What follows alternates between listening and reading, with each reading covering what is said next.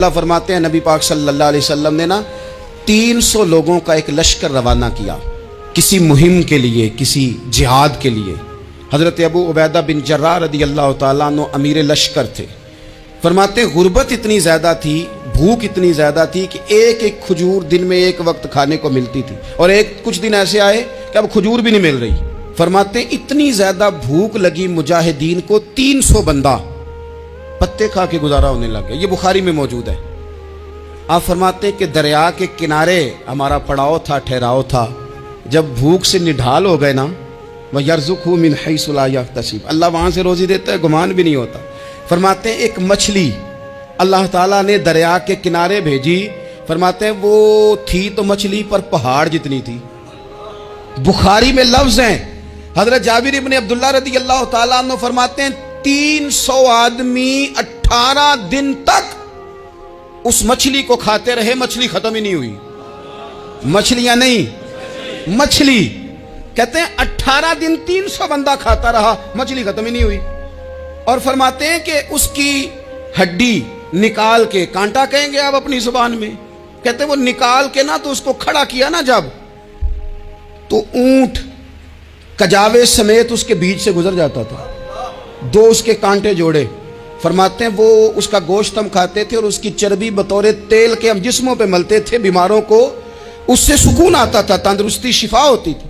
فرماتے ہیں ہم کھایا بھی ہم نے، اور کچھ لے کے ہم مدینے بھی گئے، اور قربان جائیں نبی پاک نے بھی اس میں سے کھایا۔ ہم نے عرض کی حضور یہ معمہ کیا ہے، یہ ماجرا کیا ہے؟ تو محبوب نے فرمایا تمہارے پاس غذا نہیں تھی، رب نے تمہارے لیے بندوبست کیا ہے، اللہ نے تمہیں دیا ہے۔ مکان شروع کر لیا، ایک صاحب نے وہ مکان بنانے لگے، آپ وہ حساب لگا رہے ہیں، کہتے ہیں میرے پاس اتنے پیسے ہیں، اتنے میں نے فلانے دوست سے کہنا ہے اس نے دے دینے، اتنے فلانے رشتہ دار سے کہنا ہے اس نے دے دینے، اتنے فلانے سے کہنا ہے اس نے دے دینے۔ یہ ساری کاپی بنا کے مکان شروع کر لیا۔ جو روز کہتا تھا نا کوئی حکم ہو جاتے دسی، سب سے پہلے اس کو کہا میاں پیسے چاہیے دن، وہ کہندا ہو کل ہی منڈا ٹوریا ہے، کدے تو پرسوں 10 داتے لب جانے سن۔ میں آپ کو اپنے تجربے کی بات بتا رہا ہوں۔ یہ لوگوں کا خیال ہوتا ہے نا کہ آپ سٹارٹ کریں فلانا کام، ہم آپ کے ساتھ ہیں، اللہ کا ہی کوئی نظام ہے، وہ بالکل بھی نہیں ساتھ ہوتے۔ لیکن ایسا نہیں ہے کہ کوئی ساتھ نہیں ہوتا، اللہ تعالیٰ بڑے اسباب پیدا کرتا ہے، وہاں سے دیتا ہے جہاں سے گمان بھی۔ ہمارا یہ ذہن بن جاتا ہے ہم ساری اپنے حساب سے چلتے ہیں، اتنے رشتہ داروں سے، اتنے، کون آپ کے ساتھ چلے گا؟ سوال ہی نہیں پیدا ہوتا۔ یہ سارے کام چھوڑ کے سب سے پہلے 2 رکعتیں پڑھو، اپنے رب کی بارگاہ میں، رسول کائنات کی بارگاہ میں گزارشات اور استغاثے پیش کرو، وہاں سے خیر طلب کرو۔